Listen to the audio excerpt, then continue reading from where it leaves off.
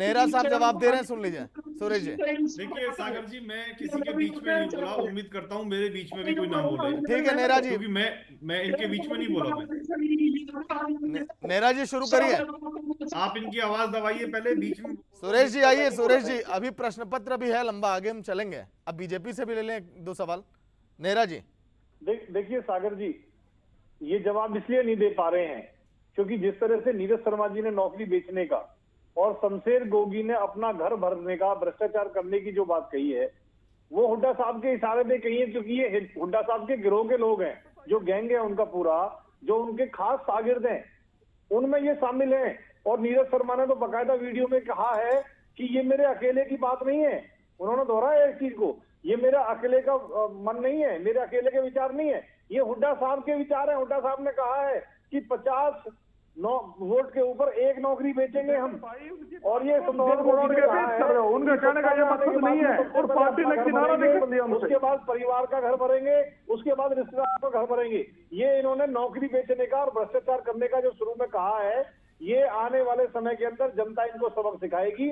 जनता ये समझ चुकी है कि ये लोग अभी से, जब ये शेख चिल्ली की तरह दिन में सपने देख के सोते हैं, कोई उप मुख्यमंत्री बन रहा है, कोई मुख्यमंत्री बन रहा है, कोई कैबिनेट मंत्री बनना है, अरे इनके ऊपर दोस्त लाइने में कहना चाहूंगा सागर जी कि पत्ते नहीं है दाने अम्मा चली बनाने, तुम्हारे पांव के नीचे जमीन नहीं। और कमाल यह है कि फिर भी तुम्हें यकीन नहीं, शेख चिल्ली की तरह दिन में सपने देख रहे हैं। ना तुम्हारे पास पिछले 15 साल से कोई संगठन है, ना तुम्हारे पास कोई नेता है, ना नीति है, ना तुम्हारी नीयत साफ है। भ्रष्टाचार में लिप्त तो सारे लोग, परिवारवाद की तुम्हारी पार्टी है। इस पार्टी के नेता जिस तरह से पहले से बयान दे रहे हैं, आप बताइए क्या उम्मीद करते हैं हरियाणा प्रदेश की जनता का आपको लेके जाएगी? दूसरा, आज सुरजेवाला जी ने सरकार बना के हिसाब लेंगे, उन्होंने कहा है कि जब तक सुरजेवाला जिंदा है हम दोनों मिलकर के लड़ेंगे। किससे लड़ेंगे? भूपेंद्र सिंह हुड्डा जी से लड़ेंगे। क्यों लड़ेंगे? नायब सिंह सैनी से खालसा जी के खिलाफ नायब सिंह सैनी ने बयान दिया था, उसके खिलाफ लड़ेंगे सुरजेवाला जी। देखिए, आज जहां कांग्रेस पार्टी लड़ने में, झगड़ने में, आपस में रूठों को मनाने में व्यस्त है, इनके लगभग 42 नेता ऐसे हैं जो निर्दलीय चुनाव इनके प्रत्याशियों के खिलाफ लड़ रहे हैं। ये एक दूसरे का कांटा खुद निकाल देंगे। भारतीय जनता पार्टी जनता के काम करने में व्यस्त है, जनता के बीच में हम प्रचार में जा रहे हैं, अपना काम बता रहे हैं, उनसे विकास के नाम पे वोट मांग रहे हैं। वहीं भारतीय जनता पार्टी ने, जिस तरह से कांग्रेस पार्टी ने अपना एक झूठा घोषणा पत्र जारी किया, जब ये सरकार में थे इन्होंने पेंशन बढ़ाई नहीं, जब ये सरकार में थे पुरानी पेंशन योजना इन्होंने बंद कर दी थी। हरियाणा प्रदेश के अंदर गाने बनते थे बॉलीवुड में, सखी सैया तो खूब ही कमाते, महंगाई डाइट खाए जाते, इतनी महंगाई थी।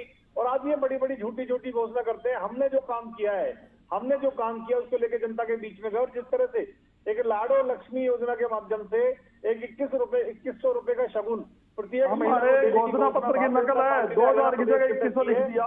ये हरियाणा की महिलाओं ने मन बनाया है, क्यों नहीं दिया? को हमें लेकर के आना है चुनाव में। आईएमसी खरगोदा की तर्ज पर जिस तरह से 10 औद्योगिक शहर बना करके लगभग 50,000 बेरोजगार युवाओं को हर जगह से हमने रोजगार देने की जो संकल्प लिया है, इससे युवा हरियाणा प्रदेश का भारतीय जनता पार्टी के साथ है।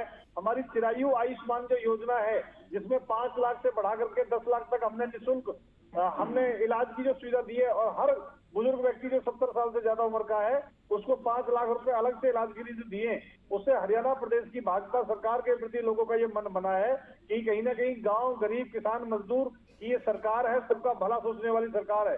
24 फसलों को जिस तरह से एमएसपी के ऊपर खरीदने वाला, सागर जी मैं पूरी जिम्मेदारी से कहता हूँ, पूरे देश के अंदर हरियाणा अकेला ऐसा राज्य है जो सभी फसलों को, 24 फसलों को एमएसपी के ऊपर खरीदने का काम करता है।